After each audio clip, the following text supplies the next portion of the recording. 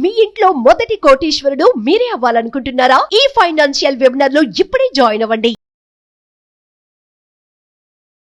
నమస్కారం అండి, డాక్టర్ శ్రీ ఆచార్య అనంతకృష్ణ స్వామి గారు. నమస్కారం. First of all hearty congratulations sir. Goa class చాలా సక్సెస్ఫుల్గా జరిగింది.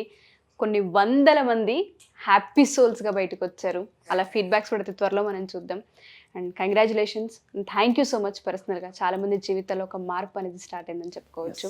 సో ఇవాళ 624 ఎపిసోడ్లో మణిమంత్ర సెగ్మెంట్లో ఏం చెప్పబోతున్నారు? మనకి ఇప్పుడు డబ్బు గురించి ఆలోచించినప్పుడు చాలా అనుమానాలు ఉంటాయి. అంటే డబ్బు ఎలా వస్తుంది, లేకపోతే వచ్చిన డబ్బు ఉంటుందా ఉండదా. ఇప్పుడు సపోజ్ మీరు రోడ్డు మీద వెళ్తున్నారు, అనుకోకుండా ఒక 1000 రూపాయలు దొరికినాయి అనుకోండి. మీకు దొరకగానే ఏమంటే మీకు అది తీసుకోవాలని ఒక ఫీలింగ్ ఉంటుంది. తీసుకున్నప్పుడు ఎవరైనా చూస్తున్నారేమో ఒక ఫీలింగ్ ఉంటుంది. ఖచ్చితంగా ఉంటుంది. అవునా కదా. ఒకవేళ తీసుకున్న తర్వాత ఎవరైనా చూస్తే మళ్ళీ వాళ్ళు ఏమంటారు అనే ఒక ఫీలింగ్ ఉంటుంది. దాంతోపాటు ఏంటంటే అనుకోకుండా ఆకస్మిక ధనప్రాప్తి వస్తుంది కొందరికి, తెలిసిన వాళ్ళు కానీ లేకపోతే గిఫ్ట్ ఇవ్వడం కానీ.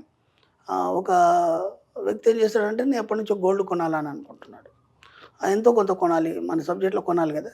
కాబట్టి మన వీడియో చూసి కొనాలనుకుంటే కొనడం కావట్లేదు అసలు.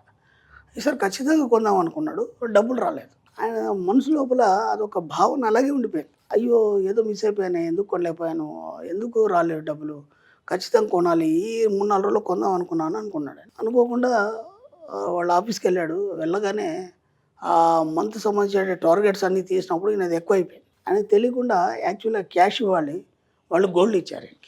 ఏం జరుగుతుందంటే చేతనం సుప్త చేతనాత్మక మనసు మధ్య జరిగే ఘర్షణలో ఎన్నో మాయాలు జరుగుతాయి మనకి. ఒకసారి అది అయినట్టుగానే అనిపిస్తుంది, ఒక్కోసారి కానట్టుగా అనిపిస్తుంది, ఒకసారి ఏం కానందానికి సడన్గా అది ఎలాగో అయిపోతుంది.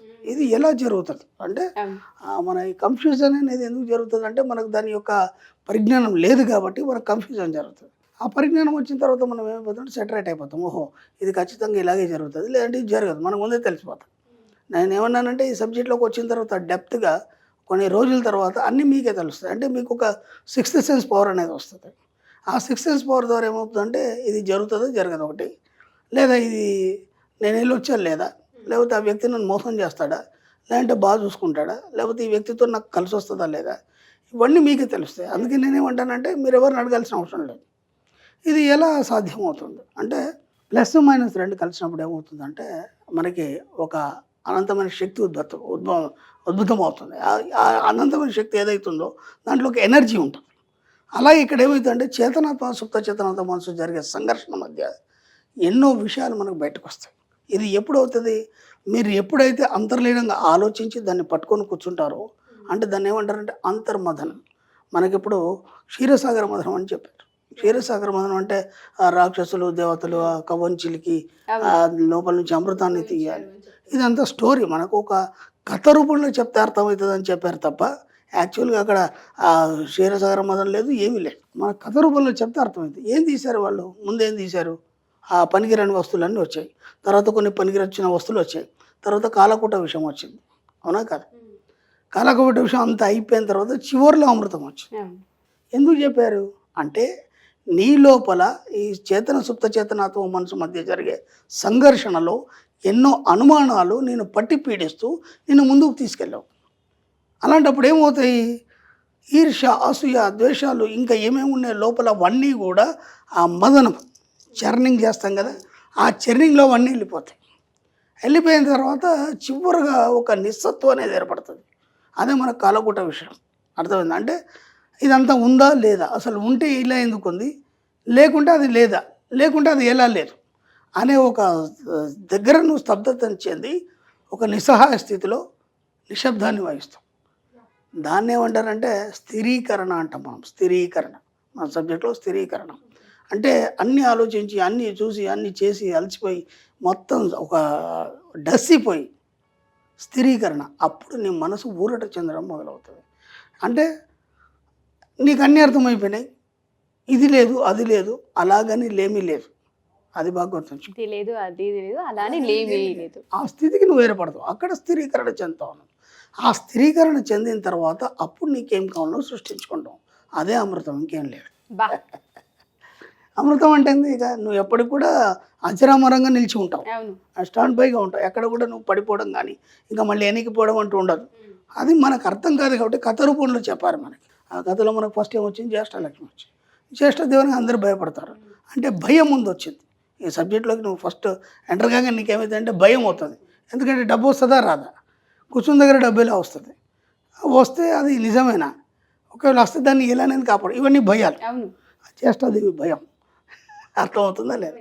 తర్వాత లక్ష్మి వస్తుంది, అంటే ఈ భయాన్ని వీడిన తర్వాత భయం ఏందో తెలిసిపోయినాక లక్ష్మి వస్తుంది, అంటే డబ్బు రావడం మొదలైంది. డబ్బు వచ్చింది, దాన్ని ఎలా యూటిలైజ్ చేసుకోవాలి అది నీకు తెలియదు. తర్వాత కామధేను వస్తుంది. కామధేను అంటే ఏంది, నువ్వు అడిగినవన్నీ ఇస్తుంది కదా. అప్పుడు ఈ డబ్బుని సంపదని ఎలా జోడించి నీకు కావాల్సినవన్నీ సృష్టించుకోవాలి, అర్థమైందా. కామధేను తర్వాత కల్పవృక్షం వస్తుంది.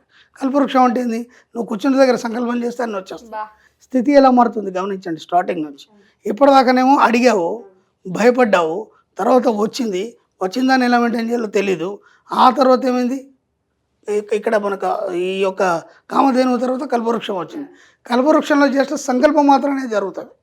అంటే నువ్వు ఒక స్థితికి ఈ సబ్జెక్టులో లోతుకు వెళ్ళిన తర్వాత నువ్వు ఎప్పుడైతే జస్ట్ సంకల్పం చేస్తే అది అయిపోతుంది. దానికోసం నువ్వు ఏదో మెడిటేషన్ చేయాలి, అఫర్మేషన్ చేయాలి, ఇంకేదో చేయాలి, అట్లాంటిది ఏం లేదు. కేవలం సంకల్పం మాత్రమే. కల్పవృక్షం అంటే ఏంది, దాని కింద కూర్చొని అడిగితే ఇచ్చేస్తుంది, అర్థమైంది. సంకల్పం మాత్రమే.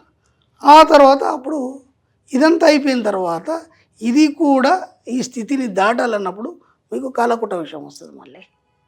ఎందుకు, ఇవన్నిట్లో నువ్వు మొత్తం మర్దన అయిపోతుంది. ఇవన్నిట్లో మర్దన అయిపోయి అసలు విషయం ఏంటి, నువ్వు ఒంటరిగా ఉండిపోవాలి, నువ్వు ఎలా స్థిరత్వాన్ని పొందాలి, ఎప్పటికీ స్టాండ్ బైగా ఎలా ఉండాలి, అంటే సంపూర్ణత్వాన్ని ఎలా సాధించాలి అన్నప్పుడు ఏమవుతుంది, ఇదంతా కూడా మళ్ళీ మనకంతా ఒక దగ్గర క్రష్ అయిపోయి ఒక తెలియని స్థితికి ఏర్పడిపోయి ఒక సైలెంట్ అనేది ఏర్పడుతుంది. దాన్నే స్థిరీకరణ అంటాం. ఆ తర్వాత అమృతం వస్తుంది. అప్పుడేంటి, ఇక నువ్వే బ్రహ్మ, యు ఆర్ ద క్రియేటర్, నువ్వే అని, నిన్ను మించిన వాడు ఈ ప్రపంచంలో లేడు. ఎందుకంటే ఇక అప్పుడు నువ్వు సంకల్పం చేయడం ఉండదు, అలాగని నువ్వు అఫర్మేషన్ చేయడం ఉండదు, అలాగని నీవు కోరుకోవడం ఉండదు. జస్ట్ నువ్వు అలా కూర్చుంటే అన్నీ నీ దగ్గరికి వచ్చేస్తాయి. అమృతం ఉన్నప్పుడు ఇక దానికి తిరుగులేదు కదా, అది ఫైనల్ స్టేజ్ అయిపోయింది. అమృతాన్ని ఎవడైతే స్వీకరిస్తాడో ఎప్పుడు నిత్య యవనంగా ఉంటాడు, ఆరోగ్యం గురించి ఆలోచించే అవసరం లేదు, సంపద అవన్నీ కూడా వాడుతూనే ఉంటాయి. ఎవరి దగ్గర ఉంటుంది, అమృతం తాగినోడితే నీకు సంపద అవన్నీ ఉంటాయి. వీడు మళ్ళీ సంపద గురించి సపరేట్గా ఆలోచించే అవసరం లేదు. కాబట్టి ఏమవుతుందంటే మన మనసు చేతనం సుప్త చేతనం మధ్య ఘర్షణ ఏదైతుందో మనకి ఇవన్నిటి కల్పించి వాటన్నిటి బయటికి తోసి ఒక మాయ చేసి మీకు స్థిరీకరణ ఇచ్చేసి సంపూర్ణత్వాన్ని ఇస్తుంది. అది క్షీరసాగర మదనం, అంతే, అంతకంటే ఎక్కువ లేదు. కథ రూపంలో చెప్తే మనకు అర్థమవుతుంది కాబట్టి చెప్తారు. అది మీరే, ఇది మీరే. 1 word లో క్లియర్ చేసేసారు. భయాలు వస్తాయి ఖచ్చితంగా, వస్తాయి కదా, మనం ఫేస్ చేయాలి. నేను స్టార్టింగ్లో చేసినప్పుడు కూడా నన్ను ఎందరో భయపెట్టారు కదా, ఎలా వస్తుందిరా మోరేడు మాట్లాడుతూ అన్నారు. అప్పుడు వీడియోలు చెప్పినప్పుడు ఎన్నో కామెంట్స్ వచ్చినాయి, ఎంతోమంది అన్నారు.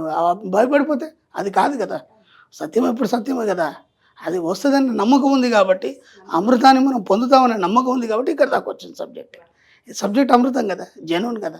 అదే గోవా క్లాస్ అయిపోయిన తర్వాత చాలామంది అడుగుతున్నారండి, ఇంకెక్కడెక్కడ క్లాస్ ఉండే అవకాశం ఉంటుందని చెప్పేసి. ఓకే సార్, మనకి ఇప్పుడు అప్కమింగ్ షెడ్యూల్ అండి, ఈ 9th జూన్ ఈ మంత్ మనకి అనంతపూర్లో ఉందండి, 2-3 డేస్లో. అలాగే 6th జూన్ హైదరాబాద్లో ఉంది, 23rd జూన్ వచ్చి వైజాగ్లో ఉంటుంది, విశాఖపట్నంలో. అలాగే 30th జూన్ వచ్చి తిరుపతిలో ఉంటుందండి. అలాగే 7th జూలై వచ్చి రాజమండ్రిలో ఉంటుంది. మళ్ళీ 21st జూలై వచ్చి మనకు బెంగళూరులో ఉంటుందండి. వీలైన తొందరగా ఎన్రోల్ చేసుకునే ప్రయత్నం చేయండి.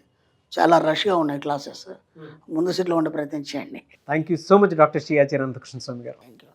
సుమన్ టీవీలో మీ పర్సనల్ అండ్ బిజినెస్ ప్రమోషన్స్ కోసం కింది నెంబర్కి కాంటాక్ట్ చేయండి.